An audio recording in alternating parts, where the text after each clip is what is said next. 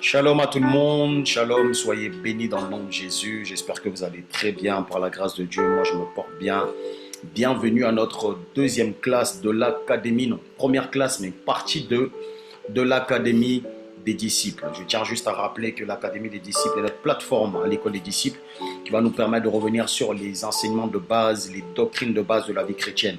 Des cours spéciaux pour les nés de nouveau, mais pas que, pour toutes les personnes qui ont le désir de revenir sur les bases et de venir rechercher, puiser encore dans la présence de Dieu, avoir les éléments solides qui vont nous permettre de continuer notre marche avec le Seigneur Jésus. Alors, le mercredi dernier, nous avons démarré notre première classe qui s'est bien passée. Aujourd'hui, ça sera un cours enregistré comme vous le voyez et ça sera la suite de ce que nous avons déjà commencé à voir. Donc, j'espère que là où vous êtes, vous avez de quoi noter. J'espère que tu as ta Bible à côté de toi, j'espère que tu as ton cahier de notes à côté de toi et j'aimerais que tu puisses prier juste avec moi afin que nous puissions recommander ces instants entre les mains du Seigneur, que ton cœur soit disposé afin de recevoir sa parole dans le nom de Jésus. Nous prions. Roi de gloire, nous voulons être reconnaissants, nous voulons te remercier parce que c'est toi qui as permis que nous puissions être là. Merci Papa pour ces cours, merci pour ces enseignements qui vont nous faire du bien, qui vont nous donner le pouvoir bien grandir en toi, qui vont nous fortifier, nous édifier et qui vont nous emmener d'aller dans une autre dimension avec toi. Saint-Esprit de Dieu, c'est toi qui nous enseigne, c'est toi qui nous donne la compréhension, c'est toi qui connais les profondeurs du cœur de Dieu. Alors nous voulons simplement que tu sois avec nous, que tu nous guides dans tout ce qui va être dit, dans tout ce qui va être fait. Nous ne voulons pas être des auditeurs oublieux, nous voulons traduire ce que nous allons entendre par des actions. Alors nous voulons que cette semence tombe sur un terrain fertile qui est notre cœur et produise du fruit dans le nom de Jésus-Christ de Nazareth. Si nous avons décidé de t'accepter, Seigneur Jésus-Christ de Nazareth, nous voulons laisser le Saint-Esprit nous conduire. Alors viens prendre toute la place du roi. Au nom de Jésus, Amen. Gloire à Jésus. Alors, la thématique sur la première classe, donc la classe 1, c'est tout savoir sur l'œuvre de la croix. Pour vous qui suivez les enseignements donc, de l'école des disciples de façon générale, j'ai eu à aborder un jeudi à la classe des disciples l'importance de l'œuvre de la croix que j'ai bien développé le mercredi dernier lors de la première classe de l'académie. J'expliquais que le fondement de notre vie chrétienne est basé sur cette action, est basé sur cette œuvre. Pourquoi? Parce que l'œuvre de la croix regorge une puissance et c'est cette puissance-là qui nous aide. C'est par la foi, par le fait que nous puissions croire en cette puissance qui nous aide à marcher de façon surnaturelle sur la terre naturelle. C'est cette foi-là, l'espérance que nous avons en cette action, c'est ça qui nous donne de pouvoir tenir ferme et de croire en notre salut. Paul pouvait dire dans les Écritures, si Jésus n'est pas crucifié, si nous ne prêchons pas Jésus crucifié, notre foi, tout ce que nous faisons, c'est vain. Ça n'a aucune puissance, ça n'a aucune valeur. Cela veut dire que la puissance du chrétien vient de la croix, de l'œuvre de la croix. Amen. Donc c'est ce que nous avons vu la semaine, le mercredi dernier. Nous avons parlé de quoi? Nous avons parlé de, pour ceux qui étaient là, ils vont s'en souvenir. Si tu n'as pas suivi l'enseignement du mercredi dernier, je t'invite à aller chercher l'enseignement. Donc c'est sur le YouTube de l'école des disciples, école des disciples 21, ou sinon sur le site internet de l'école des disciples, l'écoledesdisciples.com. Donc nous avons parlé de quoi? Nous avons parlé de la valeur de l'œuvre de la croix. Nous avons parlé aussi des aspects de l'œuvre de la croix. Nous avons parlé également des avantages de l'œuvre de la croix. Je ne veux pas revenir sur tout ce qu'on a vu, mais je vais juste prendre le point qui était juste au-dessus afin de bien vous faire comprendre ce qui va arriver par la suite. Lorsque nous étions en train de parler des avantages de la croix, on a dit ceci. Le premier avantage de la croix, c'est la glorification. Premier avantage de la croix, c'est la glorification. Et l'Esprit de Dieu est en train de nous expliquer ceci. Il disait que le mot glorifier signifie élever, aller dans une dimension supérieure à celle qu'on a déjà. Autrement dit, la glorification est la manifestation du potentiel que Dieu a déposé en chacun de nous. Tu as besoin que le Seigneur vienne te... Parce que, attention, des fois, le mot, il est mal utilisé. On a l'impression que Dieu ne glorifie pas les enfants. Que la gloire, c'est vrai que la gloire doit revenir au Père, à Dieu. Mais dans les Écritures, la Bible déclare que ceux qu'il a connus d'avance, je ne sais plus c'est quoi le passage, mais celui qui connaît, il va le savoir. Il dit, il les a aussi glorifiés. Ok? Donc le désir de Dieu du Seigneur Jésus au travers de cette œuvre, c'est que nous puissions être glorifiés. Parce que lorsque nous, en tant que fils, nous sommes glorifiés, nous portons la gloire du Père. Donc tu as besoin d'être glorifié. Et le Seigneur Jésus nous a montré qu'au travers de cette œuvre, l'un des avantages de la croix, c'était la glorification. Aucun chrétien ne peut manifester la vie divine sans la croix. Et quand on parlait de la croix, des aspects de la croix, on a dit qu'il y avait la part de Jésus qui est mort à la croix. Et à notre part, nous aussi, nous devons mourir. Nous devons porter notre croix. Et aucun chrétien ne peut manifester la vie divine sans la croix, sans la mort. Parce que la croix parle de la mort. Dieu ne veut pas se glorifier avec des vivants. Dieu veut se glorifier avec des personnes qui ont décidé de mourir pour ressusciter en lui. Je l'ai expliqué le mercredi que pour servir efficacement, tu dois accepter de mourir à la croix. Il faut accepter de porter ta croix et de mourir. Parce que si tu n'acceptes pas ça, il y a une dimension de gloire que tu ne peux pas avoir. Et tu vas comprendre par la suite, dans la suite de notre étude, pourquoi c'est aussi important. Donc on avait pris l'exemple, on avait pris le passage de Jean 12, le verset 23 à 25, qui expliquait que le Seigneur Jésus dit, il disait dans ce passage-là il disait à ses disciples que l'heure est venue afin que le Fils de l'homme soit glorifié. Mais lorsqu'il est en train de dire l'heure est venue afin que le Fils de l'homme soit glorifié, il est en train de parler de la croix, de le moment venu pour qu'il puisse aller mourir sur la croix. Donc, dans la pensée de Christ, sa mort était sa glorification. Et on est tous conscients du fait que le Seigneur Jésus, avant cette croix, avait connu des moments de gloire. Il a marché sur les eaux. Il a connu la transfiguration, c'est une gloire. Il a changé l'eau en vin, c'est une gloire. Ok? Et la Bible dit que celui-là, qui a connu toutes ces dimensions, il arrive à un stade, il dit l'heure est venue, afin que le Fils de l'homme soit glorifié. Comme si les gloires précédentes n'existaient pas réellement. Comme s'il y avait une gloire qui était bien plus grande que ce qu'il avait vécu. Amen. Et c'est de cette gloire qu'il s'agit. Donc, accepter de mourir pour une grande gloire. Jésus a accepté de mourir pour une grande gloire. Et c'est à ce moment-là que vous allez voir que la Bible nous dit, on va le voir tout à l'heure dans un passage, qu'il a reçu le nom au-dessus de tous les noms. Il était souverainement élevé. Quelle dimension de glorification, quelle dimension de gloire, quelle dimension d'élévation. Mais pour cela, Jésus a dû passer par la mort. Dieu veut se glorifier avec des morts. Alléluia. Et on a pris l'exemple dans Jean 12, le verset 24, du grain de blé qui doit aller en terre pour porter du fruit. Je vais t'exhorter à revenir sur l'enseignement précédent et notamment sur ce passage-là, tu vas comprendre beaucoup de choses. Merci Saint-Esprit. Donc la première dimension, le premier avantage de l'œuvre de la croix, c'est la glorification. Aujourd'hui, je veux te parler du deuxième avantage. Et un avantage qui n'est pas négligeable. Je vais te parler d'un avantage qui est hyper important. Aujourd'hui, on va parler de cet avantage et on va parler aussi, on va aborder un petit peu en quoi consiste notre mort. Lorsque le Seigneur veut qu'on porte notre croix, quand il dit celui qui doit me suivre doit renoncer à lui-même, qu'est-ce que cela veut dire? Qu'est-ce que cela implique? Et je crois que le Seigneur va te faire du bien dans le nom de Jésus-Christ de Nazareth. Alléluia. Donc, le deuxième avantage de la croix, le premier on a dit c'est la glorification. Deuxième avantage de la croix, c'est que la croix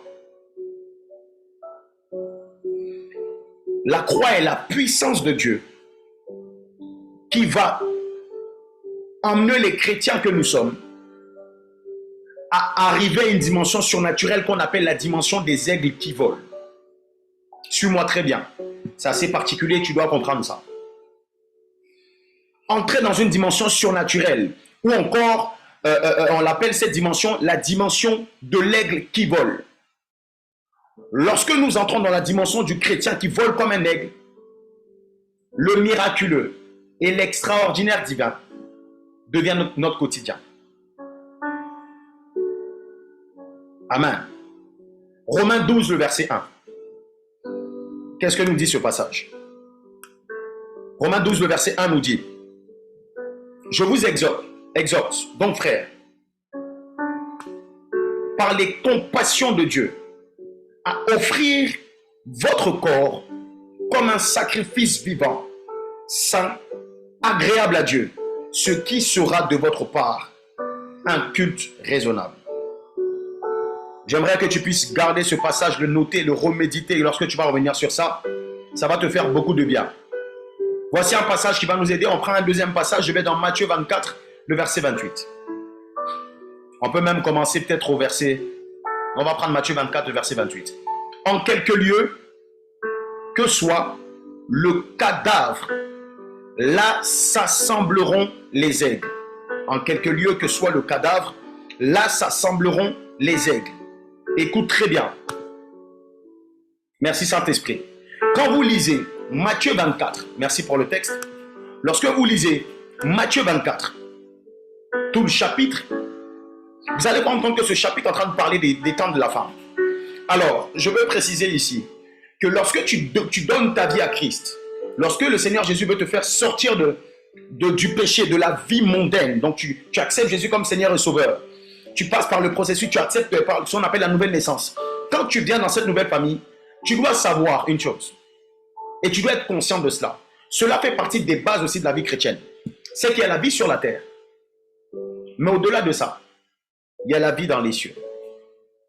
Et on court, toute personne qui a accepté le Seigneur Jésus, comme Paul, nous sommes en train de courir vers le but pour atteindre cette dimension.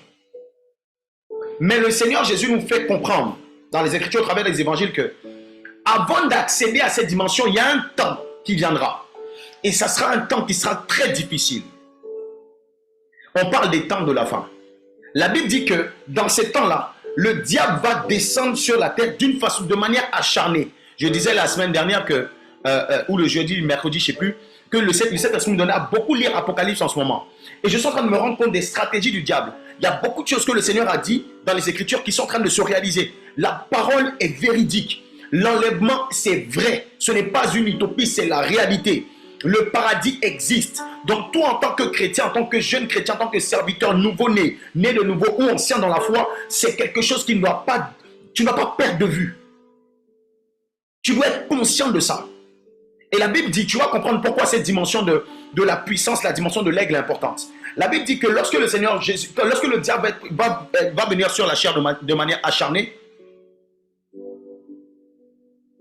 ça va déclencher beaucoup de guerre, de haine, de troubles, de désastres sur la terre. Il y aurait une grande séduction. Dans les Écritures, on parle d'apostasie. Et dans cette phase-là, il y aura également une grosse phase de rétrogradation. Plusieurs vont se retourner des voies du Seigneur. Tu es averti. Plusieurs vont se détourner des voies de Dieu. Vers la fin des temps, le diable, Satan, comme vous voulez l'appeler, va totalement corrompre la terre. Et on explique que même pour acheter de quoi vivre, de quoi manger, tu vas devoir te corrompre. Il y en a qui vont être obligés de tricher. Obligés tellement de devoir faire des affaires, ils vont être obligés d'être dans des magouilles. Obligés d'accepter d'avoir les lois du diable. Sinon, c'est comme si de façon apparente, tu ne pourras rien faire. C'est comme si on te dit aujourd'hui, tu arrives au marché, tu vas acheter de la nourriture pour tes enfants, quoi que ce soit. Tu arrives au marché, puis on te pose une question, on te demande de te montrer la marque, de montrer la marque. Ceux qui n'ont pas cette marque-là ne peuvent pas acheter. Comment tu fais pour vivre? Comment tu fais pour te nourrir? Tu meurs de faim? Qu'est-ce que tu fais? Ça sera difficile pour les chrétiens normaux qui n'ont pas reçu cette puissance, qu'on parle de la puissance de l'aigle qui vole, qui n'ont pas reçu cette puissance-là de continuer à vivre sur la terre dans cette période. Ça sera compliqué. Voilà pourquoi la Bible déclare que l'amour de plusieurs disparaîtra. Beaucoup vont arrêter d'aimer Jésus parce qu'ils vont se soumettre. Parce que ça sera une question de vie ou de mort. Et ça sera palpable. Ce n'est pas juste la foi, tu es chez toi à la maison et puis tu n'as pas de pression par là à l'église, tu n'as pas de pression, donc tu vis ta foi comme ça. Mais quand la pression viendra, comment vas-tu réagir? Certaines femmes seront obligées de se prostituer pour nourrir leur enfant. D'autres seront obligés d'avoir des vies de compromission. Mais la Bible nous dit, et c'est là que ça devient intéressant, qu'il y a une catégorie de chrétiens qui va résister au diable. Et on les appelle les élus. Et ces chrétiens, c'est en cela que le deuxième point, la deuxième dimension, le deuxième avantage de la croix est important. Ces chrétiens-là, tout en étant terrestres, auront une dimension surnaturelle céleste. La nature sera corrompue, on l'a vu. La Bible dit que ça sera encore plus corrompu, ça sera encore plus dangereux que Sodome, que la période du déluge. Vous imaginez la période où Dieu s'est repenti d'avoir créé l'homme. À cette période-là, beaucoup de chrétiens vont agir dans une dimension de puissance, la dimension de l'aigle qui vole. Et en fait, quelqu'un va se dire, mais d'où vient cette dimension? Et c'est là que je vais t'expliquer d'où vient cette dimension. C'est une dimension dans laquelle le Seigneur Jésus sur la terre a vécu. Jésus sur la terre a marché dans 4 dimensions, dans lesquelles nous, en tant que disciples, c'est pour ça qu'il est important de suivre Jésus. Tu vois? Parce que si tu suis Jésus, si tu es fidèle à ses commandements, si tu es fidèle, tu suis ses traces, il dit, vous allez faire des choses plus grandes que ce que j'ai fait. Donc déjà, pour faire ce qui est plus grand, tu dois d'abord être capable de faire ce que Jésus a fait. Et cela est possible. C'est pour ça que tu dois t'attacher à Jésus. Peut-être qu'aujourd'hui, tu ne vois pas les effets, tu ne vois pas de façon truc, mais tu dois t'attacher à Jésus parce qu'il y a une période qui viendra où si tu n'es pas qualifié dans cette dimension de puissance, tu seras obligé de te compromettre. Jésus marchait dans combien de dimensions? On va parler de 4 dimensions dans lesquelles Jésus marchait. Pour te donner de comprendre, je vais juste brosser ça et puis insister sur la dimension de l'aigle qui vole. La Bible déclare qu'il était un agneau. Pour ceux qui notent, excusez-moi si je suis obligé d'aller vite par moment. Comme c'est enregistré, vous avez la possibilité de le mettre pause. De comprendre, d'analyser et puis de continuer. Ok? Mais question de temps pour ne pas que ce soit très long, je suis obligé de faire comme ça. Une des dimensions dans laquelle Jésus marchait, c'était la dimension de l'agneau. Et c'est en cette dimension-là, c'est avec cette dimension-là qu'il allait à la croix. Qu'est-ce que la Bible nous dit? La Bible nous dit qu'il marchait comme un agneau qui allait là-bas. Il n'a pas ouvert la bouche. Tu vois? Il est mort à la croix pour nos péchés. Il dit, c'est l'agneau de Dieu qui a ôté le péché du monde. L'agneau, ça c'est la dimension agneau de Jésus. Mais Jésus n'avait pas uniquement cette dimension. Tu vois? Toi peut-être que tu vois Jésus, le doux Jésus. Jésus n'était pas simplement doux. Il était aussi un lion.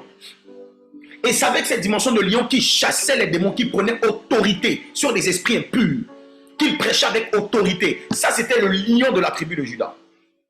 Il y avait une autre dimension qui se rapprochait un peu de la dimension humaine. C'est dans cette dimension qui parle du Fils de l'homme, où il dit que le Fils de l'homme sera glorifié. C'est la dimension Fils de l'homme. Mais il y a une dimension dont il s'agit ici, qui doit attirer ton attention. C'est la dimension de l'aigle. L'aigle, je précise, l'aigle qui vole. L'aigle qui vole, pas aigle tout court. L'aigle qui vole. C'est une dimension qui te met au-dessus. L'aigle est au-dessus de la terre. Il peut venir sur la terre, mais il est positionné au-dessus. Et cette dimension de l'aigle qui vole, qu'est-ce que cela implique? Cela veut dire que celui ou celle qui travaille dans cette dimension de l'aigle qui vole, c'est quelqu'un qui n'est plus soumis aux lois terrestres. Donc, il agit dans une dimension au-dessus de la dimension de la terre. Donc, tout ce qui est terrestre n'a plus de contrôle, n'a plus de pouvoir sur lui ou sur elle. À titre d'exemple, lorsque Jésus marchait sur les eaux, il est sorti de la loi de la pesanteur, que respectent tous les humains. Il est sorti de cette loi-là. Il était dans cette dimension de l'aigle, au-dessus de la loi qui pèse sur les humains. Le monde sera tellement corrompu que tu auras besoin de cette puissance surnaturelle. Tu auras besoin de ça. Et le moyen qui envoie un chrétien lambda dans cette dimension, c'est la croix. C'est la croix. C'est Jésus mort, enseveli et ressuscité. Lorsque Jésus est ressuscité, encore un autre exemple qui nous parle de cette dimension de l'aigle dans laquelle Jésus naviguait. Il ne respectait pas les codes des humains. La Bible dit que Jésus ressuscité traversait les murs. Tu me suis? Traverser les murs. Il avait la possibilité de traverser les murs. Les disciples pendant lui ont posé la question de savoir, mais est-ce que tu es un esprit? Parce que il n'y a que les esprits qui peuvent traverser les murs. Il dit, je ne suis pas un esprit. Pour preuve, touchez-moi. Ils l'ont touché, ils ont vu qu'il était un homme. Cela veut dire que tu peux être homme et traverser les murs. Mais ça là, aujourd'hui, si tu fais ça, on te dit qu'il y a un sorcier. Un homme avec sa dimension humaine ne peut pas traverser le mur. C'est comme si moi je suis l'épi, je traverse l'écran puis je viens chez toi. Si tu vois ça, tu vas commencer à mettre sur les réseaux que le pasteur Pierre est sorcier. Tu vois, tu diras que... Mais Jésus a navigué dans cette dimension. Et ça veut dire qu'il était dans une dimension qui était au-dessus des lois de la terre. Là où un homme normal ne peut pas traverser une vitre, dans cette dimension, ceux qui vont naviguer dans la dimension de l'aigle vont être capables de faire au-delà de ça. Ce genre de chrétiens, la Bible les appelle les élus. Et les élus, quelle que soit la puissance de l'antéchrist, quelle que soit la puissance de l'oppression de la terre, quel que soit tout ce qui va se faire, quel que soit on va dire, vous sent la marque de la bête, vous ne pouvez pas faire. Eux, ils vont avoir la capacité surnaturelle d'agir. Ça veut dire que, il y a un exemple que je lisais, que j'ai reçu de l'enseignement du pasteur Mohamed qui est en train d'expliquer sur ça. Il disait que, tu sais, c'était à l'écrit ou bien à l'oral. Il disait, à cette période-là, tu as la nourriture chez toi. Tu as un sac de riz chez toi. Et puis ton sac de riz ne finit pas.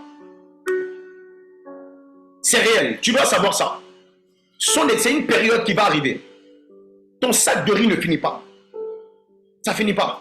Là où beaucoup seront en train d'aller, seront obligés de se compromettre pour aller quelque part, pour voler, ou bien pour avoir la marque de la bête, pour pouvoir acheter pour se nourrir. Toi, quand tu vas naviguer dans cette dimension-là, ça finit pas. Tu pries et puis ça augmente, ça finit pas. En fait, tu n'es pas influencé par ce qui se passe autour. C'est ça, cette dimension qui te met au-dessus des lois naturelles. Tu ordonnes pour faire tomber la pluie, fais tomber la pluie. Tu ordonnes pour qu'il y ait le feu là-bas, le feu vient.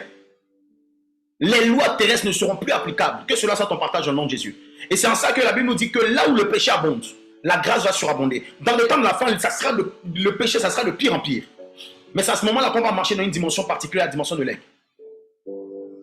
Et ça, là, tu puises, cette force-là, tu la puises dans l'œuvre de la croix. Matthieu 24, 27 à 28. On revient sur ça et tu vas comprendre. Matthieu 24, 27, 28. Alléluia. J'espère que tu es en train de suivre et j'espère que cet enseignement te fait du bien. La Bible nous dit, car comme l'éclair part de l'Orient et se montre jusqu'en Occident, ainsi sera l'avènement du Fils de l'homme. Là, on parle du retour de Christ. Il dit, en quelque lieu que soit le cadavre, là s'assembleront les aigles. En quelque lieu que soit le cadavre, là s'assembleront les aigles. C'est un passage que tu dois méditer aussi. Merci pour le texte. Il dit, là où il y aura le cadavre, quand on parle de cadavre, on parle de mort. Il dit que là où il y aura le mort, ou bien les morts, je paraphrase, hein, c'est là aussi que viendra l'aigle. Que viendra l'aigle. Quand tu médites ce passage, tu peux le voir de différentes façons. Mais il y a une dimension qui est très importante que tu dois arriver à capter. Cela veut dire que s'il n'y a pas d'abord de mort, il n'y a pas d'aigle. S'il n'y a pas de... C'est comme si les aigles s'assemblent. Il y a une révélation des aigles parce qu'il y a eu au préalable des cadavres. Et les chrétiens qui vont arriver à la dimension de l'aigle, ce sont eux qui ont d'abord été cadavres. Qui ont d'abord connu cette dimension de mort. Voilà pourquoi on insiste sur la mort en soi. Parce que la croix est l'élément qui va te faire passer de la dimension de la mort à la dimension des aigles. Je ne sais pas si je suis en train de capter quelque chose. Je ne sais pas si tu es en train de comprendre. Le miraculeux sera le quotidien de ces personnes qui ont accepté de porter leur croix. Jésus dit, personne ne peut me suivre sans porter la croix. Personne ne peut arriver dans cette dimension de l'aigle sans qu'il y ait cadavre. Je prie que tu puisses accepter de porter ta croix dans le nom de Jésus. Là où tu es, tu peux dire avec moi, Seigneur, je suis prêt à mourir en moi-même. Seigneur, je suis prêt à porter ma croix. Confesse-le, déclare-le. Seigneur, prends ma vie. Je veux recevoir la puissance de la croix au nom de Jésus. Vous voyez tous les mystères qui se cachent derrière la croix. C'est pour ça que les Grecs disent c'est une folie pour les Grecs. Ça effraie, ça scandalisait les Juifs.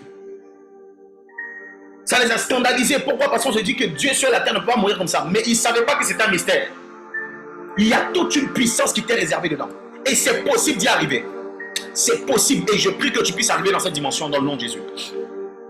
Alors, depuis le mercredi, on parle de mourir en soi. On parle de mourir. Je me souviens, le mercredi dernier, c'était l'une des questions les plus... Mais comment mourir? Comment mourir? Et par la suite, comment savoir si on est trop vivant? Parce que je le disais, il y en a qui pensent qu'ils sont morts en eux-mêmes, mais ils ne sont pas morts. Il y en a qui ne sont pas morts. Bon, tu ne peux pas ne pas être mort et puis tu crois que tu es mort. C'est un peu bizarre. Moi aussi. Et tu vas comprendre cela. Je ne sais pas comment tu avais numéroté la dernière fois, si tu avais mis 3, je pense que le grand chapitre, c'était tout savoir sur l'œuvre de la croix. Peu importe comment tu as numéroté. En tout cas, le prochain point que tu vas mettre, c'est en quoi consiste la mort en soi. En quoi consiste ce sacrifice. Est-ce qu'on peut juste me redonner Romains 12, le verset 1? On va le reprendre encore, Romains 12, il me semble, le verset 1. Labra deva iskinderia. Voici ce que la parole nous disait. La parole nous dit que Labra deva iskinderia. C'est bon là? Je vous exhorte, donc frères, par les compassions de Christ, à offrir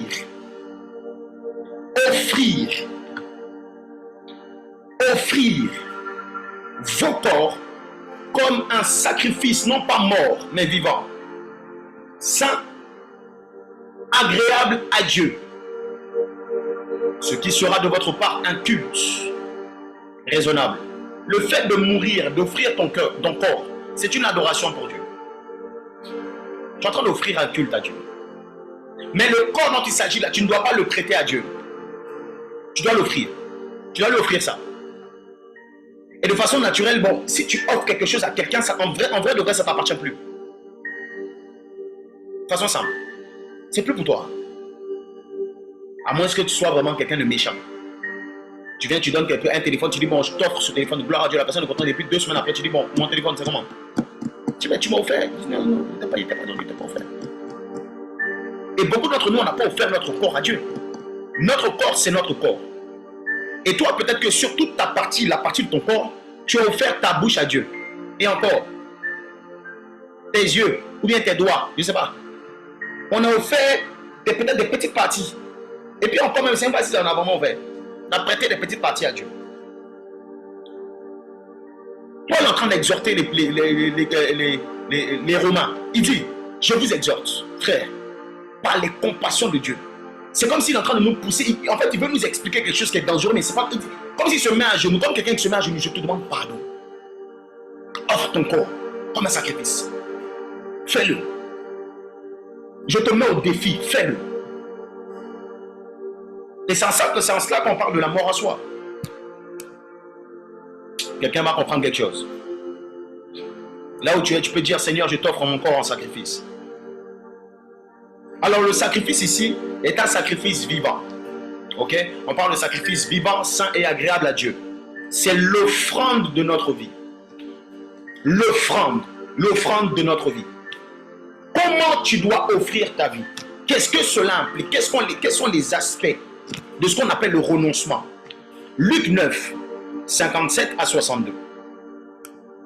Le texte est un petit peu long. Donc on va lire. La Bible nous dit, pendant qu'ils étaient en chemin, un homme lui dit, Seigneur, je te suivrai partout où tu iras. Jésus lui répondit, les renards ont des tanières, les oiseaux du ciel ont des nids, mais le Fils de l'homme n'a pas un lieu où il puisse reposer sa tête. Il dit à un autre, suis-moi. Et répondit, Seigneur, permets-moi d'aller d'abord ensevelir mon Père. Or, mais Jésus lui dit, laisse les morts ensevelir leurs morts. Et toi, va annoncer le royaume de Dieu. Un autre dit, je te suivrai Seigneur, mais permets-moi d'aller d'abord prendre congé de ceux de ma maison. Jésus lui dit, quiconque met la main à la charrue et regarde en arrière n'est pas propre au royaume des cieux. Au royaume de Dieu. Le texte est trop dangereux. Le texte est trop deep. Je vais t'encourager à beaucoup aimer les Écritures et beaucoup aimer la profondeur des Écritures. Regardez ce que la croix implique, pour celui qui note, la croix implique le renoncement à soi, on l'a déjà dit. Et ce renoncement à soi touche 3 aspects. Bon, si on fait ça, on dit sur Illuminati. 3 aspects. Pas envie de créer, poser les problèmes ici. Pour rien. On a déjà trop de problèmes, nous avons. 3 aspects. 3. J'espère que ça veut rien dire. 3 aspects. Tu dois noter ça.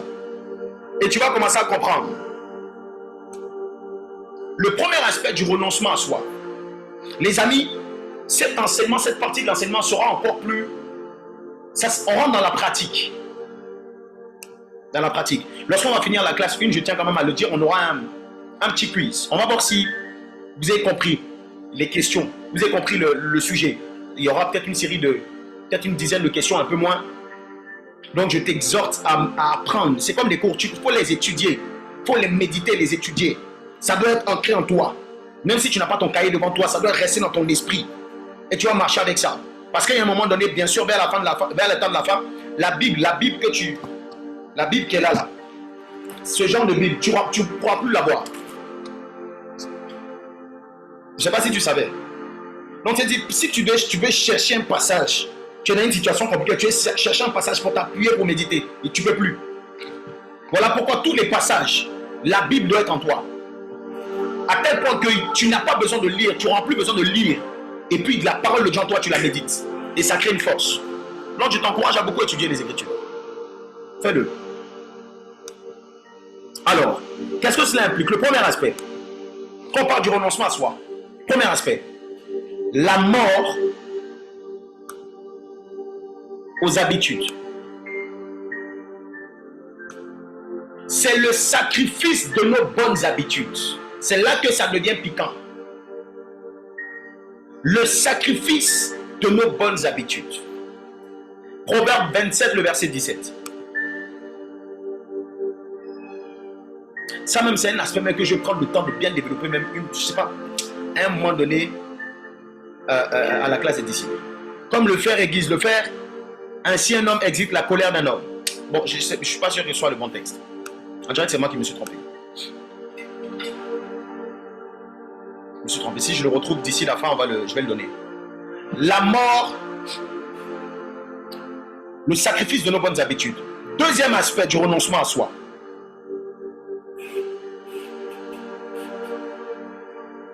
Donc, premier, c'était la mort aux habitudes, le sacrifice de nos bonnes habitudes. Deuxième aspect, c'est le sacrifice de nos émotions et de nos sentiments. Lishkade Pradeva. En d'autres termes, c'est le sacrifice des choses auxquelles nous sommes attachés émotionnellement et affectivement. C'est français? Ok.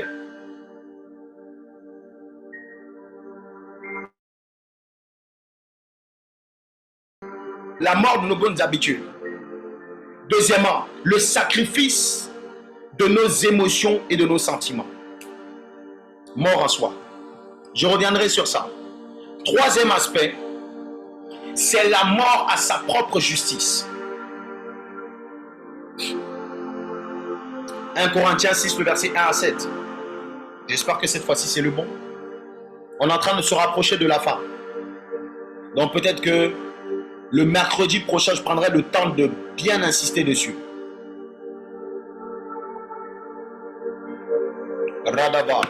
Quelqu'un de vous, lorsqu'il a un différend avec un autre, ose-t-il plaider devant les injustes et non devant les saints? Ne savez-vous pas que les saints jugeront le monde?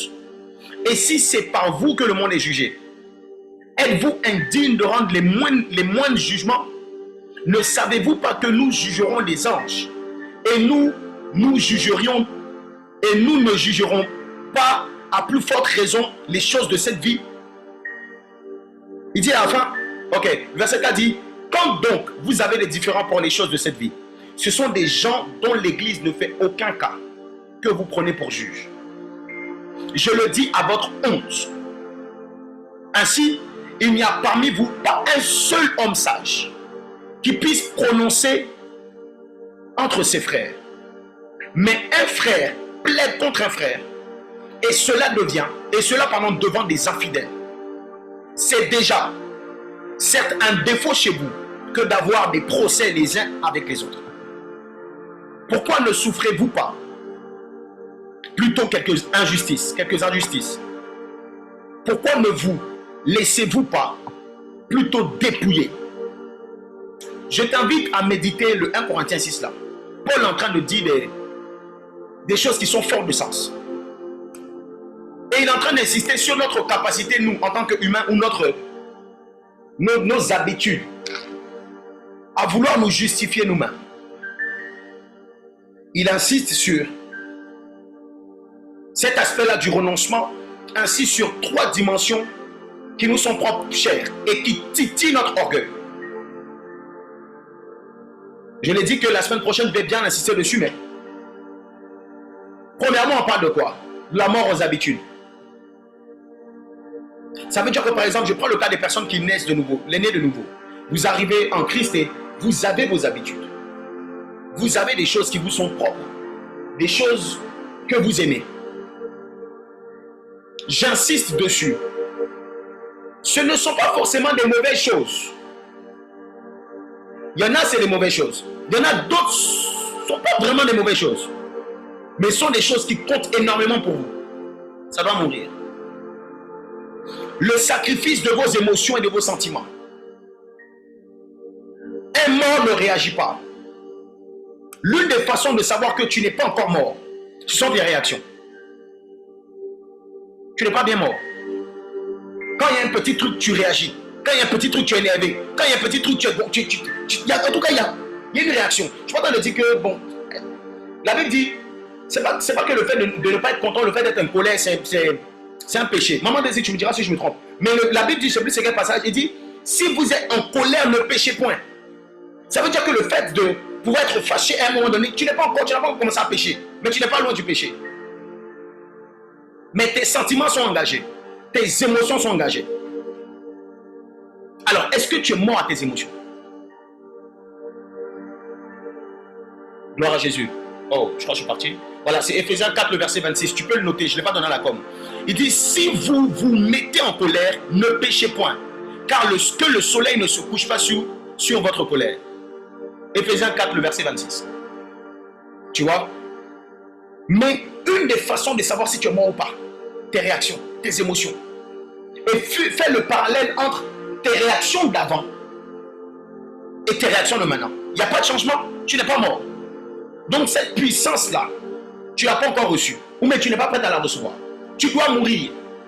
Mais par la grâce de Dieu, enlève de la croix. Dans le sacrifice de Jésus, si tu t'appuies sur ta force, sur ton tout, tu ne peux pas. Mais si quand tu pries, tu t'appuies, Seigneur Jésus, tu allais à la croix pour moi, tu t'appuies sur la croix. Il va te donner pourquoi? Parce que ces capacités sont en toi. Elles doivent se manifester. Mais pour que le grain de blé puisse produire davantage de fruits, il doit mourir. Donc il y a la mort et puis il y a la propre justice. Je vais finir en disant ceci. Pour aujourd'hui, pour ne pas que ce soit très long. Regardez ce que Jésus a fait. Philippiens 2, le verset 7 à 8. Philippiens 2, 7 à 8. Merci Saint-Esprit. J'espère que ce moment est en train de te faire du bien. J'espère que ce moment est en train de t'édifier. On parle de Jésus.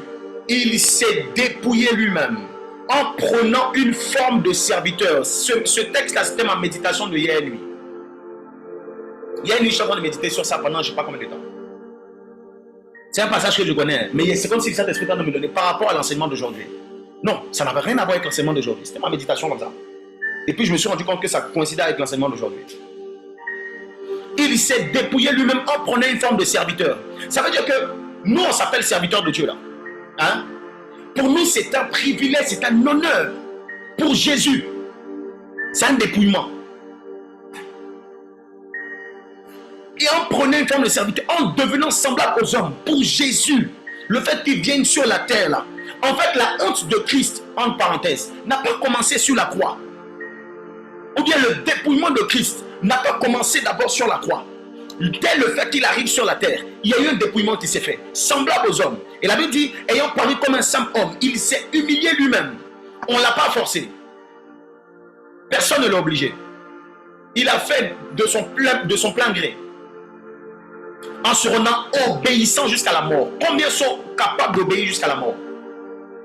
Même déjà, mais pour obéir, quand il n'y a pas de menace de mort, c'est compliqué. Mais on dit, on met le pistolet sur toi comme ça. Et puis on dit, renonce à Jésus, sinon on te bute tout de suite. Beaucoup d'entre nous, on va dire, mais c'est qui? Personne va se dire, on a la possibilité de se repentir. Pierre a renié, non? Donc on peut régner devant les gens, on va se repentir. Jésus a été obéissant vers son Père jusqu'à la mort. Ça veut dire que la mort n'a pas remis en cause ses convictions. Tuez-moi. Je connais l'histoire d'un couple aussi, comme ça, pareil, en temps de crise en Côte d'Ivoire. Un pasteur et sa femme. Ils étaient en train de quitter un lieu qui était sous pleine crise, et puis ils marchaient parce qu'il n'y avait plus de voitures, il y a des rebelles partout dans la rue, ils sont tombés devant des rebelles. Et quand il a donné le nom, ils ont su qu'il n'était pas musulman, donc ils ont su qu'il était d'une autre confession. Et qu'est-ce qui se passe? On dit, ah, tu cries, tu suis Jésus. Ok.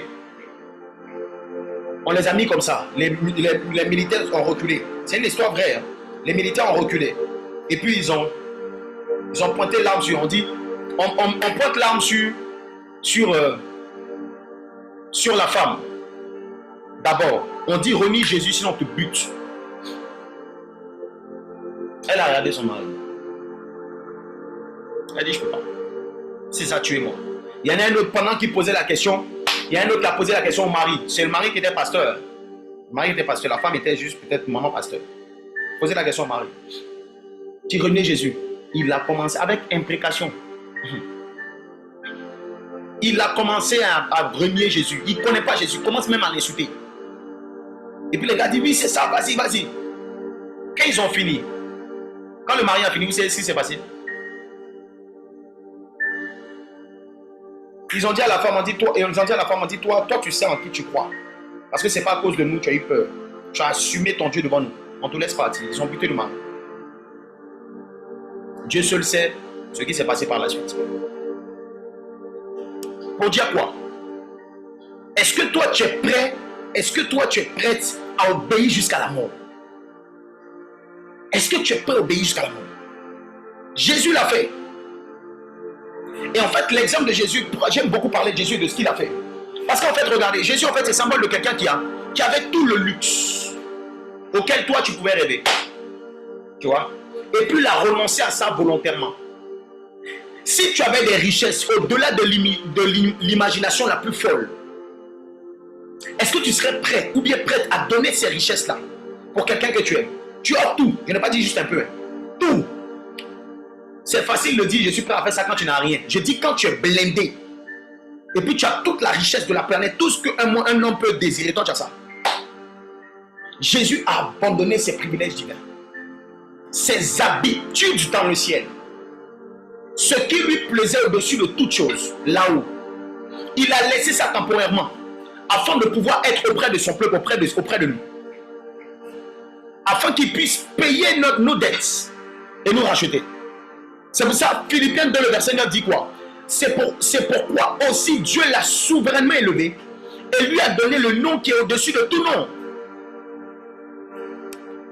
Pourquoi il a reçu le nom au-dessus de tout nom? Parce qu'il s'est dépouillé. Donc si toi tu te considères comme disciple de Jésus, si moi je me considère comme disciple de Jésus, si nous nous considérons comme disciples de Jésus, nous sommes naturellement appelés à faire ce qu'il a fait et à le suivre. J'ai porté ma croix, portez votre croix. Tu veux refléter l'amour de Christ. Tu ne peux pas refléter l'amour de Christ sans porter ta croix. Parce que lorsque des gens vont venir devant toi pour t'insulter, etc., si tu n'es pas mort en soi, au lieu de refléter l'image de Christ, tu vas refléter ta vieille nature pécheresse. Et c'est ainsi qu'on voit des personnes qui prêchent Jésus, mais qui ne reflètent pas Jésus. Qui annoncent Jésus, mais qui ne montrent pas Jésus. Qui parlent de son amour, mais qui ne sont pas amour. Qui parlent de sa compassion, mais qui n'ont aucune compassion. Ton frère est dans le besoin, ça ne te dit rien. Ta soeur est dans le besoin, tu n'as même pas de ça, il n'y a rien qui se passe dans ton corps. Tu n'es pas mort. Tu n'es pas mort. Et bien que l'appel à mourir à soi-même soit, on va dire peut-être littéral dans certains cas, le plus souvent là, c'est une symbolique. Cela signifie renoncer à ce que nous voulons en faveur de quelque chose qui pourra avoir un impact éternel. Tu me suis? Le renoncement à soi. Tu renonces à ce qui peut te faire plaisir, à ce qui peut te faire du bien, à ce qui peut... Alors, il faudrait écouter cet enseignement avec beaucoup de sagesse, hein, pour ne pas que tu deviennes dépressif. On n'est pas en train de dire ne pas avoir des moments où tu te fais du bien. Mais je sais que tu comprends ce que je suis en train de dire. Les choses qui sont éphémères, qui n'ont aucun but, ou bien ce que tu cours après l'argent, les voitures, les maisons, la rouille va détruire ça. En fait, ce qui doit te donner de pouvoir courir, le désir que tu dois avoir dans ton cœur pour juger là, c'est l'impact éternel. Est-ce que tu as une dimension de l'éternité? Est-ce que tu crois à ça? Et qu'est-ce que tu fais par rapport à ça? Tes actions changent. Il y a un impact sur tes sentiments. Je donne ça et puis après je m'arrête. Peut-être que toi, ton cas, ton problème c'est que toi tu aimes trop les séries télévisées. Ou bien peut-être que tu aimes trop naviguer sur les réseaux sociaux. Ou bien peut-être que tu aimes, c'est pas moi, c'est pas, tu aimes lire les trucs des gossips, des gossips, des gossips. Peut-être qu'au lieu de consommer autant ton temps dans ces choses-là, mourir en soi, c'est être prêt à abandonner ça pour faire quelque chose de mieux, pour la gloire de Dieu. Tu vois, il y a des projets que Dieu a mis dans ton cœur. Avance sur tes projets. Il y a des choses que Dieu t'a décidé, t'a demandé de faire.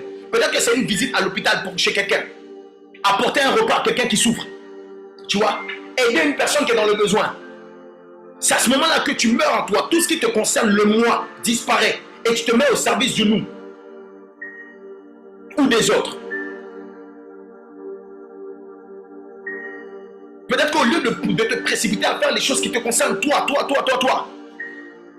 Tu cherches, ton emploi du temps est chargé par, tu fais ta to-do list. Dans ta to-do list, il n'y a même pas un endroit où il y a une place pour Dieu. Il n'y a même pas. Dans ton planning de la semaine, là, tu es dans tes affaires, dans tes projets, tes projets. Tu dois être capable de mettre de côté certaines choses pour prendre le temps de lire au moins ta Bible. Ou bien si ce n'est pas toi qui lis la Bible, tu lis ta Bible avec ton enfant. Donc toi tu lis, peut-être que toi tu lis déjà. Mais est-ce que tu prends du temps avec tes enfants pour parler de Jésus? C'est pas ils ont quel âge, mais s'ils sont en capacité de comprendre. Est-ce que tu pries avec tes enfants? Il y a des gens autour de nous qui sont dépressifs. Ils ont besoin de notre soutien. Ils ont besoin qu'on puisse leur... En fait, je suis en train de t'expliquer ça. Ce sont des exemples que je suis en train de donner. Pour te donner de réaliser qu'il y a des choses à faire qui ont un impact éternel. Et ce sont des choses que tu dois considérer. Tu dois mourir. Tes désirs, ce qui te concerne, toi. Ça va mourir. Peut-être qu'au lieu d'attendre que Dieu t'envoie des opportunités ou l'exaucement que tu attends depuis longtemps, tu pourrais chercher à aider les gens qui sont autour de toi. Et la bonne nouvelle, c'est que le Seigneur nous a donné la capacité et le pouvoir de faire comme Jésus. Donc ce sont des choses, tout ce que je suis en train de demander de faire là. Peut-être tu vas me dire, ah moi je suis timide, moi je suis comme ci, moi je suis comme ça. En fait tu l'as reçu. Mais tu dois accepter de mourir. Mourir part d'abord, vous savez de quoi? Pas d'abord d'une action, de l'acceptation de cette vérité. Jésus a Gethsemane et puis dit, non pas ma volonté mais la tienne. Il dit, son esprit respire la volonté de Dieu. Et puis il se lève et puis il va. Ton toit doit disparaître si tu veux voir apparaître Jésus. Je prie que le Seigneur nous aide dans cette dimension. Le mercredi prochain, je vais bien insister dessus. Et le mercredi prochain, on va voir comment savoir que, je l'ai un peu brossé, mais encore plus de détails, comment savoir que le moi existe. Avec des éléments palpables, des Écritures. Avec quelques passages bibliques. Et tu vas comprendre pourquoi il est indispensable pour toi de t'appuyer sur l'œuvre de la croix et surtout du deuxième aspect de l'œuvre de la croix qui concerne ta mort à toi-même. Là où tu es, tu vas mettre ta main sur ton cœur et tu vas répéter après moi. Seigneur Jésus, j'ai écouté ta parole. Merci parce que tu m'as fait du bien. Je suis convaincu qu'il y a des choses en moi qui ne sont pas encore mortes. Alors que tu as dit dans ta parole que si le grain de blé ne va pas en terre, il ne peut pas produire du fruit. Il y a des promesses que tu m'as accordées, que tu as prévues pour moi, qui attendent que je puisse mourir. Ces promesses n'en sont rattachées non pas à mon ancienne nature mais à ma nouvelle.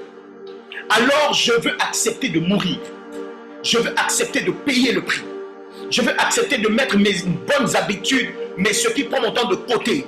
Je veux accepter, Seigneur Jésus, de mettre de côté mes émotions, mes sentiments, tout ce qui est en rapport avec mon orgueil, ma perception des choses. Je veux accepter de mettre à côté ma justice personnelle et de m'aligner à ta parole. Aide-moi. Aide-moi. Je le confesse, je le déclare.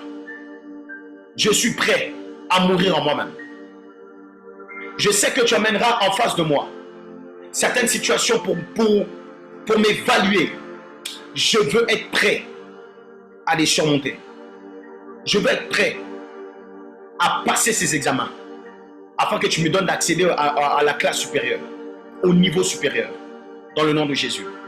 Que ces enseignements, Père, viennent en moi, travaillent en moi, résonnent en moi, que je puisse les méditer, les reméditer, jusqu'à ce qu'elles prennent vie en moi dans le nom de Jésus. Merci Saint-Esprit pour ces instants merveilleux que tu as rendus possibles. Que toute la gloire soit pour toi. Au nom de Jésus. Amen. Gloire à Jésus. J'espère que vous avez été bénis par la session d'aujourd'hui enregistrée. Et nous allons nous retrouver mercredi prochain pour continuer notre série sur tout savoir sur l'œuvre de la croix. Je vous assure les amis que dans 5 ans, dans 10 ans, dans 20 ans, si Dieu nous fait grâce d'être encore en vie, on va se rendre compte que si on n'avait pas eu la capacité de recevoir ces enseignements, on allait passer à côté de beaucoup de choses. Je suis en train de te dire ça pour que tu réalises qu'il y a beaucoup de puissance, il y a la force en toi, il y a l'onction de Dieu, la puissance qui est cachée. Mais cette puissance-là attend ta mort. Que Dieu t'emmène dans cette dimension dans le nom de Jésus. On se donne rendez-vous le mercredi prochain. Je ne sais pas à quel moment tu vas lire ça, mais le lundi déjà soir, on a la chambre haute, 120 à partir de 21h, 20h de Paris, les portes s'ouvrent. Et nous allons prier spécialement pour la France. Je ne sais pas si tu es en train de voir ce qui se passe en ce moment en France. Ça ne s'est jamais passé. On n'a jamais vu ça. Il y a eu un meurtre, il y a eu une situation compliquée et tout le pays est impacté. Il y a des casses, il y a je sais pas moi, il y a des arrestations, il y a des manifestations dans tout le pays, nord, sud, est, ouest. Et malheureusement, c'est encore notre cible qui est prise pour cible. La jeunesse est en train d'aller dans tous les sens. Et nous, en tant qu'intercesseurs, on ne peut pas rester en marge de ça. Impossible. La France, la jeunesse de la France, le pays de la France, là où tu es, pour ceux qui sont en France, même si tu n'es pas en France, on va porter le fardeau lundi. On va prier. Et nous sommes convaincus qu'à cause de l'intercession, on n'est pas les seuls à prier. Je sais qu'il y a beaucoup d'églises qui sont en train de prier, beaucoup de mouvements qui sont en train de prier. L'intercession des justes, nous le croyons, nous sommes justifiés par Christ, va avoir un effet. Dans le nom de Jésus-Christ de Nazareth. Alors que Dieu vous bénisse, je bénis le reste de ta journée, je bénis ta soirée, je bénis ton week-end béni, faveur et grâce de Dieu. On a déjà commencé à recevoir des témoignages glorieux de ce que le Seigneur nous disait à la classe des disciples le jeudi dernier. On rend gloire à Dieu, que ces témoignages de puissance, de grâce et de faveur t'accompagnent et que la main de Dieu soit avec toi. Tu es victorieux en tout temps. N'oublie pas, n'oublie surtout pas que si tu es là, c'est à cause de l'œuvre de la croix. Et Jésus a besoin de toi parce que ta génération doit être gagnée. Tu dois faire partie des disciples qui vont gagner des disciples et faire des nations des disciples.